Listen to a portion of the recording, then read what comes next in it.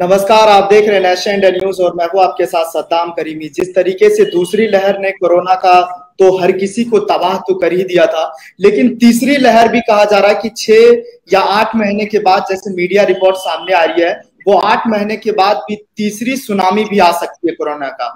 लेकिन इसी बीच एक और जो बीमारी है वो हर जगह कहर बरपा रही है, वो ब्लैक फंगस है। इसको भी हम बारीकी से समझेंगे और कोरोना की तीसरी लहर कैसी होगी, बच्चों पर कैसे प्रभाव होगा, वैक्सीन कितने दिन के बाद लगाया जाना चाहिए, उस पर भी हम बारीकी से समझेंगे। आज हमारे साथ बेहद खास मेहमान डॉक्टर शालिनी सिन्हा, जो आई सर्जन है, हमारे साथ पटना से जुड़ चुकी है। मैम, बहुत बहुत स्वागत है आपका नेशनल इंडिया न्यूज चैनल पर। नमस्ते सदाफ, और मैं पूरी कोशिश करूंगी कि मैं आपके जितने भी क्वेश्चंस हो सही तरीके से समझा सकूं, सही बता सकूं आप लोगों को।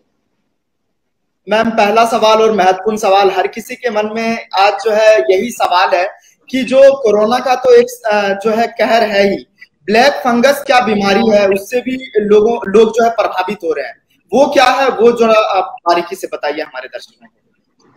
देखिए, जो ब्लैक फंगस है ये म्यूकरमाइकोसिस इसको बोला जाता है। ये एक फंगल इन्फेक्शन है, जैसे कि नाम में ही छुपा है ब्लैक फंगस, फंगल इन्फेक्शन है। जो हमारा कोरोना है वो वायरल इन्फेक्शन है और म्यूकरमाइकोसिस फंगल इन्फेक्शन है। तो म्यूकरमाइकोसिस ऐसा कुछ नया चीज नहीं आ गया है, ये बहुत पहले से ही प्रेजेंट है। लेकिन अभी क्योंकि जो पोस्ट कोविड पेशेंट हैं, इनकी इम्यूनिटी काफी कम हो जाती है। कम होने के कारण ये कारण रहता है कि इसमें जो मेन ट्रीटमेंट होता है वो स्टेरॉइड से किया जाता है। स्टेरॉइड जो ड्रग होता है वो हमारी इम्यूनिटी को कम करता है। इसमें ज्यादा डेंजरस तब हो जाता है जब लोग डायबिटिक होते हैं, स्पेशली अनकंट्रोल्ड डायबिटीज अगर लोगों को रहता है तो कंडीशन ज्यादा खराब होती है।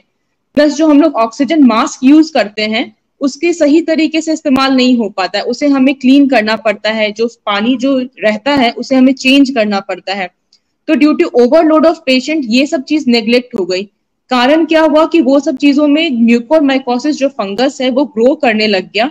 और अभी देखा जा रहा है कि जो लोग कोरोना कोविड से रिकवर हो रहे हैं उनमें म्यूकोरमाइकोसिस के केस बहुत ज्यादा हो रहे हैं। मैं एक बात ये बताना चाहूंगी कि जो म्यूकोरमाइकोसिस जो है ये बहुत जानलेवा है और बहुत रैपिड, बहुत फास्ट ये फैलता है। तो आपको इसके सिम्टम्स को बिल्कुल इग्नोर नहीं करना है। इसके सिम्टम्स बहुत मामूली से स्टार्ट शुरू होते हैं, जैसे नाक का जाम होना, नाक में बदबू पदार्थ आना, फेस का जो है साइनसेस को इन्वॉल्व करता है, नाक को, साइनस को, आंख को, जीभ को और मुंह को, और फिर ब्रेन में जाता है। तो अगर कुछ सिम्टम्स जैसे कि नाक का जाम होना, बदबू आना, फिर फेस का सूजन आ जाना, दर्द होना, आंख में सूजन आ जाना, अगर ये सब कुछ सिम्टम्स आते हैं तो तुरंत अपने डॉक्टर से सलाह करनी चाहिए हमें। बिल्कुल सही कह रहे हैं आप। अगर इस तरीके से जो हमारे दर्शक इस वक्त देख रहे हैं वो भी अगर आप सुन पा रहे हैं आप मुझे, तो आपके मन में कुछ सवाल हो, सुझाव हो और उसके बाद जो आपको मैम से कुछ पूछना हो तो आप पूछ सकते हैं। और दूसरी बड़ी बात, इसी से मेरा अगला सवाल मैम, जैसे कि जो मतलब लोग हैं जो कोरोना संक्रमित हुए थे वो 2 डोज वैक्सीन लगवा चुके हैं, उसके बाद भी मौत हो रही है लोगों की, क्या वजह हो सकती है? जी हाँ, देखिए, ये देखा जा रहा है कि 2 डोज लगने के बाद भी फुली वैक्सीनेशन होने के बाद भी लोगों में मौत हो रही है। एक चीज इंपॉर्टेंट नोटिस ये करना है कि ये जो मौतें हो रही हैं ये किसमें हो रही हैं? डॉक्टर्स, नर्सेस, जो हेल्थ केयर वर्कर्स हैं उनमें हो रही हैं ये। तो इसका सबसे बड़ा कारण ये है कि ये जो ग्रुप कैटेगरी है ये रोज पेशेंट से मिल रहे हैं, रोज डिफरेंट वेरिएंट के वायरसेस से कांटेक्ट में आ रहे हैं। लेकिन इनका जो है, जो जनरल पॉपुलेशन है वो इस चीज को अवॉइड कर सकती है। कैसे अवॉइड करेगी? गैदरिंग नहीं करने से, सोशल डिस्टेंसिंग मेंटेन करने से। तो हमें ये नहीं सोचना है, इस कारण से हमें वैक्सीन के एफिकेसी पे डाउट नहीं करना है कि वो काम नहीं कर रहा है, क्योंकि हेल्थ केयर वर्कर्स जो हैं वो ज्यादा कांटेक्ट में ऑलमोस्ट एवरी डे नए नए पेशेंट्स को देख रहे हैं, नए नए वेरिएंट्स के सामने आ रहे हैं। इसीलिए ये हो रहा है कि उनमें डेथ रेट ज्यादा मिल रही है in spite of post vaccination. लेकिन जनरल पॉपुलेशन इस चीज को अपने आप को आराम से बचा सकती है, बाहर ना जाके, सोशल गैदरिंग करके, अच्छे से मास्क लगा के। तो हमें लगता है कि वैक्सीनेशन हमें जरूर लेना चाहिए। मैम, मैं एक हमारे जो दर्शक हैं वो ज्योति सिंह करके हैं, उन्होंने आपके लिए सवाल पूछा है। कोरोना वैक्सीन लगाने के बाद बुखार क्यों आता है मैम? देखिए, कोई भी जो वैक्सीन होती है, अगर आप देखेंगे कि बच्चों में भी वैक्सीनेशन लगता है, इसमें क्या होता है, वैक्सीन क्यों लगाया जाता है, ये समझने वाली बात है। वैक्सीन जो है हमारे इम्यून सिस्टम को एक्टिवेट करता है। तो फीवर जो आना है ये एक गुड साइन है, it is a good sign, वो अच्छा साइन होता है, क्योंकि इसका मतलब है कि हमारा जो इम्यून सिस्टम है वो एक्टिवेट हो चुका है, तो हमारा वैक्सीन काम करना शुरू कर चुका है। तो इस चीज से ना डरे कि फीवर क्यों आता है, फीवर आना इज अ गुड साइन, क्योंकि हमारा इम्यून सिस्टम एक्टिवेट करने में जो एनर्जी लगती है बॉडी की, उसके कारण से वो फीवर आता है। तो फीवर आना post vaccination is a good sign, और इससे हमें घबराना नहीं है। अगर ज्यादा दिक्कत है तो आप अपने डॉक्टर से सलाह ले सकते हैं, वो आपको बताएंगे, लेकिन इसमें घबराने की बिल्कुल भी बात नहीं है। अब थोड़ा सा इस बहस को आगे लिए चलते हैं, अब थोड़ा बच्चों पर प्रकाश डालते हैं।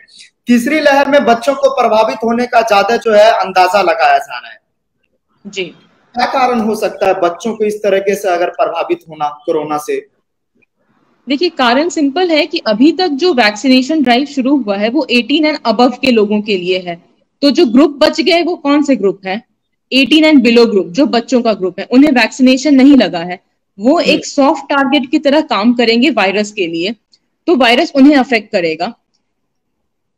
लेकिन डीसीजीआई ने जो है अभी एक कोवैक्सीन जो आया है हमारा, उसे फेज 2 फेज 3 ट्रायल्स बच्चों में भी शुरू कर दिया है। तो होपफुली इन कमिंग मंथ्स में बच्चों को भी वैक्सीनेशन लगने लग जाएगा, और अगर ये लगने लग जाता है तो जो थर्ड वेव है उससे हम अपने बच्चों को बचा सकते हैं।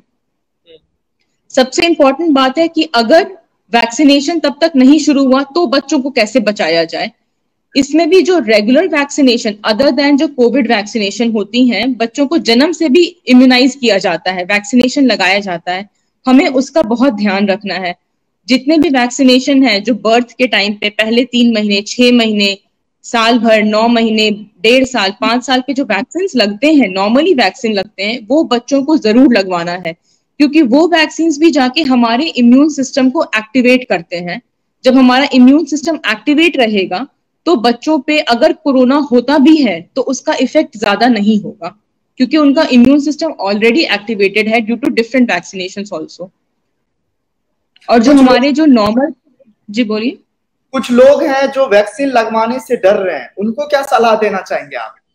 नहीं, उन्हें बिल्कुल नहीं डरना है, ये बहुत बड़ा मिथ है। आप खुद भी वैक्सीन लें, अपने आस पड़ोस वाले, अपने फैमिली मेंबर्स को भी एनकरेज करें कि वो वैक्सीन जरूर लें, क्योंकि वैक्सीन ही एक उपाय है जो आपको इससे बचा सकता है। और अगर कोरोना होता भी है तो उस स्टेज तक नहीं पहुंचाता है कि आपकी मौत हो या कुछ कैजुअलिटी हो या एडमिशन हो। तो वैक्सीन लेना बहुत जरूरी है। और उसके बाद जो आपने कहा कि वैक्सीन लेना बहुत जरूरी है, लेकिन जो मतलब पहले डोज लगा चुके हैं वैक्सीन, और उसके बाद कितने दिनों के बाद जो है उनको दूसरा डोज लगवाना चाहिए? देखिए, अभी कल ही एक नया होम मिनिस्ट्री हेल्थ मिनिस्ट्री है, इन्होंने नया गाइडलाइन निकाला है, कल ही की बात है। अब जो है जिन्हें वैक्सीन का फर्स्ट डोज लग गया है, वो जो है अगर उनके बाद उसको कोरोना हो जाता है तो वो 3 मंथ्स वेट करेंगे। 3 मंथ्स के बाद वो सेकेंड डोज ले सकते हैं आराम से।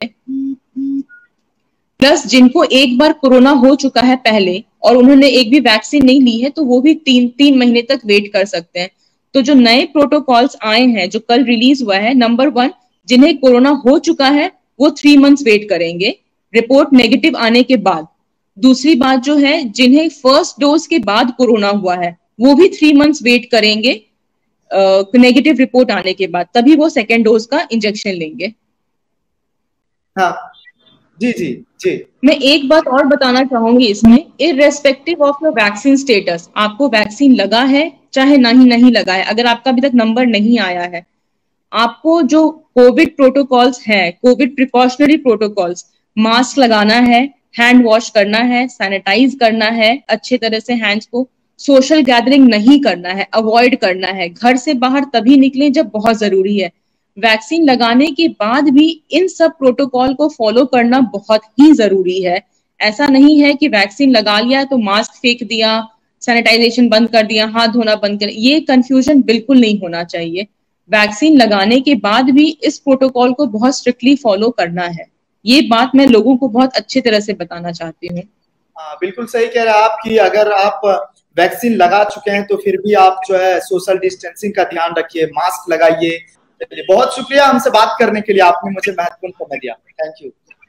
ये वीडियो अगर आपको पसंद आया हो तो इसे लाइक करें, कमेंट करें, शेयर करें और हाँ, हमारे चैनल को सब्सक्राइब करना ना भूलें ताकि देश विदेश से जुड़ी खबरें आप मिस ना करें, क्योंकि कोरोना काल में 2 गज दूरी, मास्क है जरूरी।